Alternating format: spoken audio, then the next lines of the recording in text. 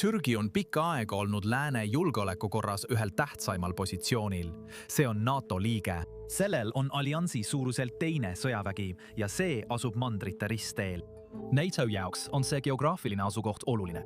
Türgi on oluline kaitsetõkke Venemaa vastu, Musta mere väravavaht ja suur sõjaline jõud piirkonnas, kus lääne mõjuvõimu üha enam vaidlustatakse.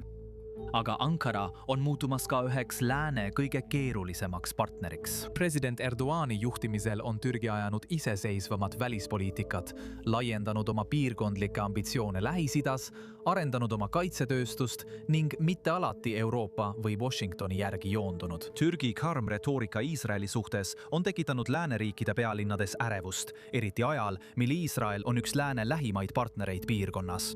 Samal ajal on demokraatia taandareng Türgis kahjustanud usaldust Euroopa liitlastega, kes ütlevad, et NATO ei ole ainult sõjaline liit, vaid ka ühistest demokraatlikest väärtustest koosnev kogukond. Seega ei ole lääne jaoks küsimus ainult selles, kas Türgi on keeruline partner. Küsimus on selles, kas Türgi on liiga oluline, et teda kaotada ja kas Türgi on asendamatu lääne partner või hoopis koorem. Hästi, alustame nüüd meie 30-sekundilise kiirvooruga. Kõikidele meie paneeli liikmetele tuletan meelde, et teil on esimesele küsimusele vastamiseks vaid 30 sekundit. Ja meil on ka häid uudiseid. Jonathan Schanzer on tegelikult meiega. Jonathan, aitäh, et meiega liitusid. Esimene küsimus, millele igaüks teist vastab, on järgmine. Kas Türgi on asendamatu lääne partner või üha keerulisem koorem? Colonel Richard Nalesta. Hea meel on teiega koos olla ja nii silmavaistval paneelil osaleda. Ma arvan, et küsimus on veidi ekslik. Küsimus ei peaks olema partnerlus või koorem. See ei ole see vastandus. Vastandus oleks kasu ja koorma vahel. Või vaadata strateegilist taalu G20 majanduse NATO teise suurima sõjaväe ja üldise süsteemse ütlustamise seisukohalt, mitte täiuslik ütlustamine, aga üldine süsteemne ütlustamine, siis on Türgi kindlasti asendamatu partner. Ja kui räägite Euroopast, kui räägite läänest, vaadake, mida teevad Itaalia, Hispaania, Ühendkuningriik, Ukraina, Poola ja teised. Nad lähenevad Türgile. Iisraeliga on probleeme ning Ameerika Ühendriigid peavad võtma juhtrolli, et aidata neid küsimusi lahendada. Aga pole kahtluski, et me vajame neid alliansis ning nad on alliansile tugevaks toeks. Hästi, Jonathan Schanzer, mis on sinu arvamus? Sul on 30 sekundit.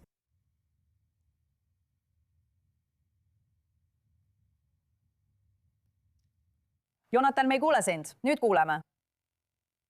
Nad on täielik koorem.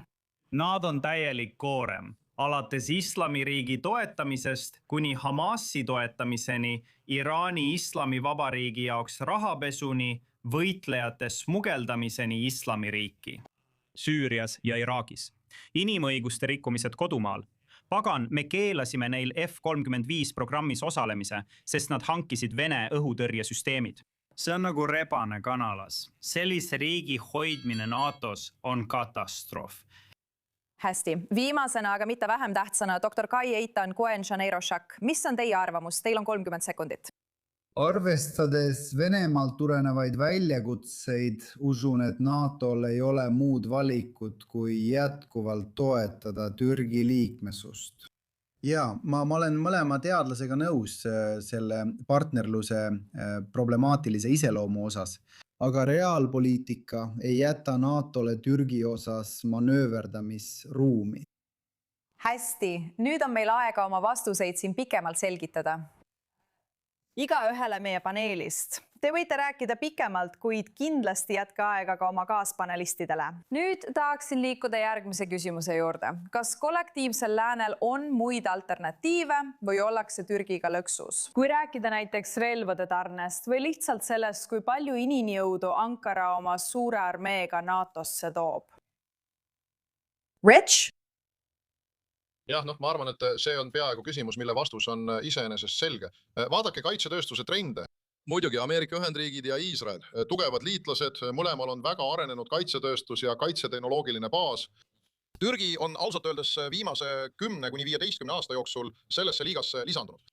Nüüd on mõned küsimused selle kohta, kuhu nad müüvad ja konsultatiivsed mehhanismid on vajalikud, et tagada, et me kõik oleksime samal poolel. Liibüa on huvitav näide, kus Türgi sekkumine 2020 aastal takistas lõpuks Tripoli langemist ja tegelikult toetas ÜRO toetatud läbirääkimisi. Me teeme koostööd Ameerika Ühendriikide, Africom ja türklased mõlemad, et saavutada Liibüas ühtsus. see on lihtsalt üks näide. Nii et ma arvan, et Türgi absoluutne kaal mitte ainult tööjõu ja geograafia mõttes, vaid ka kaitsetehnoloogia osas tähendab, et Türgi on kas väga tugev, ehkki keeruline liitlane või hoidku jumal midagi, mida sa kindlasti ei taha enda vastu. Ja no ma võtan Jonathani seisukohta tõsiselt ning Jonathaniga oleme sellest ka varem rääkinud. On tõsiseid probleeme, aga meil on sõjaväes üks ütlus.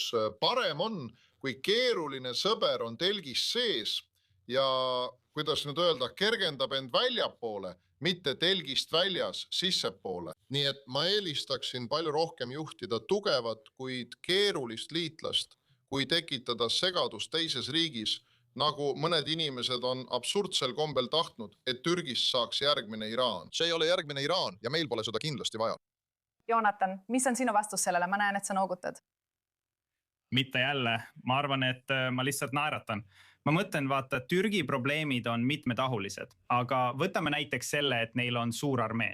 Kuidas nad on seda armeed kasutanud? Tegelikult näeme me, et nad sihivad meie kurdi liitlasi sellistes kohtades nagu Süüria ja Iraak. Nad on tegelikult Süüria valitsuse üle võtnud. Ja see on muidugi Al-Qaeda valitsus, mida on väga raske ette ennustada, rääkimata selle kontrollimisest. Kui vaadata selle armee suurust, mida kõik peavad tugevuseks, siis mina pole seda armeed veel tegutsemas näinud. Ma pole veel aru saanud, millised on selle võimed peale väljaõppe. Nüüd, mis puudutab relvi, mida türklased praegu toodavad, pean ütlema, kui vaadata liitlasi, kes türklastel praegu on.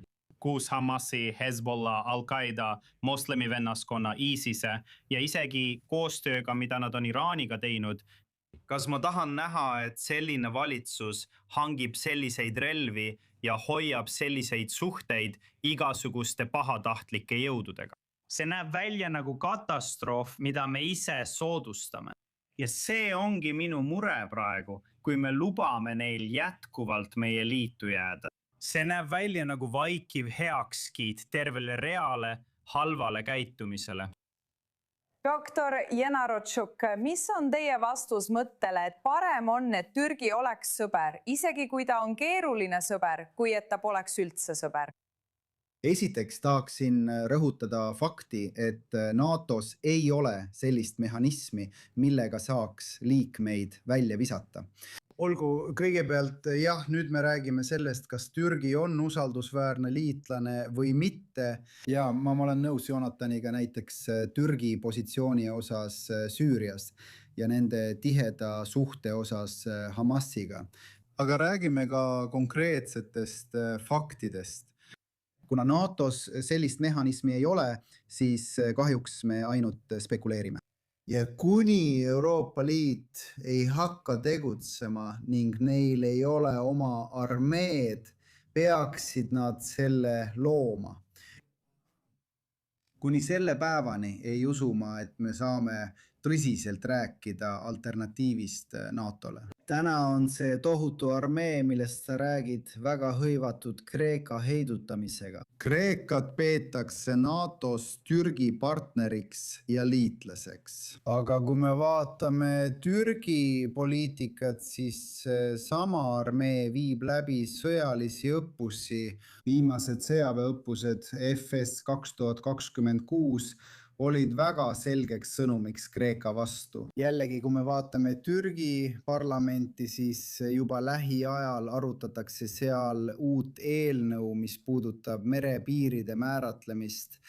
Teate ju, piirid Kreekaga, nad võivad võtta ühepoolselt vastu otsuseid oma NATO liitlaste vastu. Lühidalt öeldes, kuni Euroopa Liit ei hakka kaitsma omaenda merepiire ja ei loo uut liitu, mis jätaks Türgi välja. Ma arvan, et me kõik hakkame spekuleerima ja ärgem unustagem ka väga lähedast sõprust Donald Trumpi ja Recep Tayyip Erdogani vahel. Nende kõige olulisem ühine nimetaja on Süüria. Esimest korda üldse, tänu Erdoganile näeme, et Ameerika Ühendriigid on esimest korda võimelised tungima Süüriasse. Nii et siin on palju erinevaid olulisi komponente. Hästi, ma tahan nüüd pöörduda Shenzi poole. või täpsemalt, kas arvad, et Ankara püüab asendada, võiks öelda, traditsioonilisi lääne mõjusid teatud Lähis-Ida piirkondades või lihtsalt täidab teiste poolt jäetud tühimikku? Ja kas ta kasutab oma NATO liikmelisust lõpuks hoovana, et ajada iseseisvamat välispoliitikat? Ma arvan, et praegu türklased võiks öelda, on NATO liidus ja samal ajal sellest väljas. Nad mängivad mõlemale poolele. Ja ma arvan, et see ongi probleemi tuum, kui tegemist on režiimiga, mis on oma olemuselt islamistlik ja tegelikult paljuski läänevastane. See suudab üsna lihtsalt mõlemas leeris tegutseda. Ja ma arvan, et see on tegelikult suur probleem. Minu pikaajaline soovitus on olnud tegelikult türklastega dialoogi pidada, mida ma ei mäleta, millal me viimati tõsiselt ja avatult tegime. Öeldes, et te peate valima moslemi vennaskonna ja islamismi ning lääne vahel. Aga kui vaadata nende hoiakut kogu piirkonnas, siis see teebki murelikuks, eks. Ma mõtlen, neil on mõju ja ligipääs Gazas läbi Hamasi. Nad on viimastel kuudel rahastanud ja relvastanud Hezbollaht, mis on äärmiselt murettekitav. Ja seega on neil nüüd tohutu mõju väga nõrgas Liibanonis. Neil on kontroll Süüria valitsuse üle, mis on sisuliselt Al-Qaeda tuumik. Nad jätkavad vaenutegevust kurdide vastu nii Süürias kui ka Iraagis. Neil on suur õhuväebaas Kataris, mis muidugi toetab moslemi vennaskonda, Hamasi, Talibani ja Al-Qaedat. Seal käib koostöö. Türklastel on ulatuslik sõjaline kohalolek kogu Aafrika sarve piirkonnas ning nad jätkavad igasugust hoolimatut vastasseisu kreeklaste ja küproslastega. Sa mainisid seda varem, et nad on vastuolus nende kahe riigiga, mis on osa EL-ist ja osa sellest laiemast liidust, mida me oleme püüdnud üles ehitada. Kui sa hakkad seda kõike ideoloogiliselt vaatama, siis nad ei ole ideoloogiliselt ühel joonel. Ja lisaks sellele on neil kogu piirkonnas vägesid, millega nad saavad püüda kehtestada oma vaateid ja eelistusi selles piirkonnas. Ma arvan, et me liigume kriisi suunas ja tähelepanu puudumine süvendab seda. Ma tunnustan teid selle paneeli korraldamise eest, sest sellele kasvavale probleemile pole lihtsalt piisavalt tähelepanu pööratud. Ma arvan, et türklastega ootab meid ees ebameeldiv üllatus. Reservväekolonel Rich Alton, kuidas teie vastate kõigele sellele, mida Jonathan Janzer just ütles? Jah, Jonathanil on õigus, me liigume kriisi suunas, aga ma arvan, et kriis on selles, et Jonathan on faktidega vastuolus. Sest kui Jonathan räägib sellest, et Türgi läheb Iraagis kurdide vastu, siis see on naeruväärne. Türklastel on suurepärased suhted Barzaanidega ja Iraagi Kurdistani piirkonnaga ning see ulatub vähemalt 10 aasta taha. Nii et kui rääkida ka mitte läänelikust sõjalisest kohalolekust, siis küsige itaallastelt, küsige hispaanlastelt, küsige poolakatelt, küsige ukrainlastelt, küsige aserbaidžaanlastelt, kes on nii Iisraeli kui ka Türgi ühised sõbrad. Siis minge Somaaliasse, minge Liibüasse, minge Sudaani, kus Türgil on olnud sõjaline kohalolek, mis on võimaldanud lääneriikide diplomaatial tegutseda ja aidanud neid riike stabiliseerida. Nüüd, kui ma saan siin natuke Jonathani kriitikale keskenduda, siis see muutub tõepoolest õigustatud kriitikaks. Sest on valdkondi näiteks Hamasi puhul, mis minu arvates ei ole kooskõlas teiste Türgi välispoliitika geopoliitiliselt nutikate elementidega ja ma olen nende suhtes olnud kriitiline. Ma arvan, et see on loogika viga, kui ta ütleb, et Hezbollah kohta pole tõendeid. Ma olen näinud, kuidas Jonathan mulle e-kirju ja sõnumeid saadab. Sul on minu aadress olemas. Ma ei usu, et see Hezbollah kohta käiv osa vastab tõele, sest sa ei pruugi sellest teadlik olla, aga sunni islamile orienteeritud parteid, olgu nad moslemi vennaskonnast või mujalt, ei ole tavaliselt just suured radikaalsete šiitlike terrorirühmituste pooldajad. Nii et ma arvan, et sa peaksid seal natuke sisemist faktikontrolli tegema. Aga jah, põhimõtteliselt on seal mõned probleemsed elemendid ja taas Hamas oleks üks neist. Aga kui vaadata laiemalt diplomaatilisi samme, mis on toimunud Iraani, Ukraina ja piirkondlike stabiilsusküsimuste osas, siis türklased on palju rohkem joondunud kui mitte joondunud, eriti Ameerika Ühendriikide Trumpi administratsiooniga. Kui ma oleksin Iisraelis, kui ma oleksin Jeruusalemmas ja teeksin oma hinnanguid, siis näeks see natuke teistsugune välja, sest Süürias toimuvatel sündmustel on teatud konkurentsielemente Iisraeli ja Türgi vahel ning see vajab hoolikat tähelepanu. Aga ma arvan, et te olete täiesti ühel meelel Aserbaidžaani osas. Nii Iisrael kui ka Türgi on olnud suured toetajad ja liitlased Aserbaidžaanile. Nii et Jonathan liialdab veidi, kui räägib ühtsuse ja erimeelsuste ulatusest. No Jonathan, ma tegelikult nägin mitte ainult Jonathani, kes raputas pead selges mittenõustumises, vaid ka doktor Jane Rochakit. Tead, Jonathan, ma tahan sulle võimaluse anda nendele süüdistustele vastata, enne kui pöördume doktori poole. Ma arvan, et faktid räägivad need enda eest, eks. See on moslemi vennaskonnaga seotud režiim. Nad teevad tihedat koostööd katarlastega. Ma usun, et nad püüavad praegu täita tühimikku, mille Islamivabariik on jätnud. Ja enne kui me hakkame rääkima sellest, kuidas sunniitlikud islamistid ei tee koostööd šiitlike islamistidega, vaadake neid $20 miljardit, mille türklased pesid Islamivabariigi nimel tuumakriisi haripunktis aastatel 2012-2015. See oli suur pank, Türgi suuruselt teine riigile kuuluv pank, selle nimi on Halkbank, vaata järele, Rish. Sa näed, et nende kahe valitsuse vahel oli tihe koostöö. Tegelikult täitsid iraanlased Erdogani režiimi taskuid. Ma ei ole veel lõpetanud rääkimist, eks? Ja kui sa nüüd vaatad, kuidas nad on piirkonnas tegutsenud, siis see ei ole kooskõlas USA juhitud maailmakorraga. Ja kui sa tahad rääkida Aserbaidžaanist kui positiivsest erandist, siis palun. See on riik, mis ei oma praegu kuigi suur tähtsust, kui me vaatame Levanti ja meie üldisi muresid seoses selle 7 rindega sõjaga. Türklased on kutsunud üles üleislamilist armeed tõusma Iisraeli ja mõnede selle liitlaste vastu Pärsia lahes. See ei ole hea valitsus, kellega koostööd teha. Rääkides Iisraelist, tahan ma nii pöörduda doktori poole, täpsemalt uurida, kuidas retoorika Iisraeli vastu selles kõiges rolli mängib. On ilmselge, et Iisrael on juba ammu olnud oluline tugisammas ja võtmetähtsusega liitlane kogu lääne jaoks. Ja meile kõigile on väga-väga selge, et Türgi ei ole Iisraeli toetaja. Kahjuks nägime me kõik alates 7. oktoobrist, et Türgi hakkas rõhutama Iisraeli kui peamist rahvuslikku julgeoleku ohtu Türgi jaoks. Ja see on väga kahetsusväärne, sest Iisraelil ei ole mingisuguseid püüdlusi Türgi territoriaalse terviklikkuse suhtes. Kuid siiski näeme iga päev, et Türgi juhtkond alustab delegitimeerimiskampaaniat nii Iisraeli peaministri vastu isiklikul tasandil kui ka tahtlikult. Samuti näeme, et nad teevad seda ka riigi enda ja teiste oluliste ametnike vastu. Nii et Jonathan ütles midagi väga olulist ja ma arvan, et seda tuleks rõhutada. Türgi on kahjuks tänapäeval väga hõivatud strateegilise sõjalise liidu loomisega Iisraeli riigi vastu. Eelmisel aastal märtsis käivitas Türgi uue algatuse nimega Süüria naabrid. Seda algatust tuleks näha kui sunniitliku islami NATO tuumikut, mille eesmärk on heidutada Iisraeli riiki. Kasutades Süüria naabreid, sealhulgas Liibanoni, mida mainis taas Jonathan, ning ka Jordaaniat. Ja ärgem eksigem nende suure plaani suhtes. Egiptus kuulub samuti sellesse visiooni ja me näeme mõningaid kavandeid. Türgi valitsuse häälekandja, tead, ajaleht Yeni Shafak.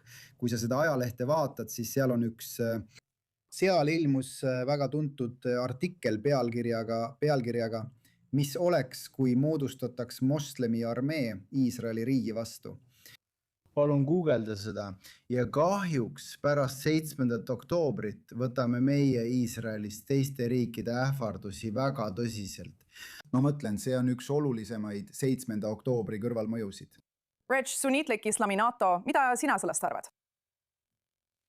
No vaata, ma veetsin 4 aastat Iisraelis, sealhulgas osaledes mõnes üsna tundlikus programmis, mis kaitsesid Iisraeli julgeolekut piirkondlikult ja Ameerika huve piirkondlikult. Ma võtan piirkonna stabiilsust väga tõsiselt. Ja Ameerika Ühendriikide jaoks on muidugi kaheparteiline prioriteet tagada Iisraeli julgeolek, kuid samuti on kaheparteiline huvi, et meil oleks stabiilne liitlassüsteem, mis toimib kogu piirkonnas. See tähendab Türgit, see tähendab Pärsia lahe riike, see tähendab Iisraeli ja see ei ole kellegi huvides, et asi on sellesse punkti jõudnud. Aga ma pean lihtsalt välja tooma, et pärast 7. oktoobrit oli üks periood, mis oli natuke teistsugune. See oli liiga lühike. Aga oli üks periood, kus Türgi toom selles küsimuses oli teistsugune. Türklastel on eriline tundlikkus Gaza suhtes ja tsiviilelanike kannatuste tajumise osas Gazas. Ja kõda Gazas jätkus ja ma kordan, et mina ja enamik ameeriklasi toetame Iisraeli õigust Hamasi vastu Gazas tegutseda, kuid tõhusa poliitilise strateegia puudumine Gazas õõnestas Iisraeli positsiooni. Paljude riikide seas, kes kaalusid liitumist Abrahami kokkulepetega ja sellise riigiga nagu Türgi. ja umbes kuu aja pärast muutsid nad oma tooni. Šanser, ma tahan sulle kiiresti võimaluse anda vastata, sest läheme varsti reklaamipausile. ja ma mõtlen, vaata, kui sa tahad vaadata, kuidas toon on muutunud, siis on see Hamasi puhul tegelikult tagasi läinud 2010. või 2011. aasta juurde. Just siis hakkasime nägema, kuidas Recep Tayyip Erdogan, Türgi diktaator, hakkas Hamasit toetama. See oli aeg, kui ta hakkas lubama kõrgetel juhtidel riigis tegutseda, kasutades Istanbuli sisuliselt finantskeskusena, et liigutada raha Hamasi jaoks. Hamasi tippjuhid, kes seal baseerusid, said Türgi valitsuselt kuningliku vastuvõttu. Sealt on liigutatud relvi ning seal on ka vandenõusid kavandatud. Hästi, kahjuks peame selle nüüd lõpetama. Soovin tänada kõiki meie paneeli liikmeid. Väga huvitav vestlus. Loodetavasti saame teid varsti tagasi kutsuda. Teeme nüüd kiire reklaamipausi. Oleme peagi tagasi.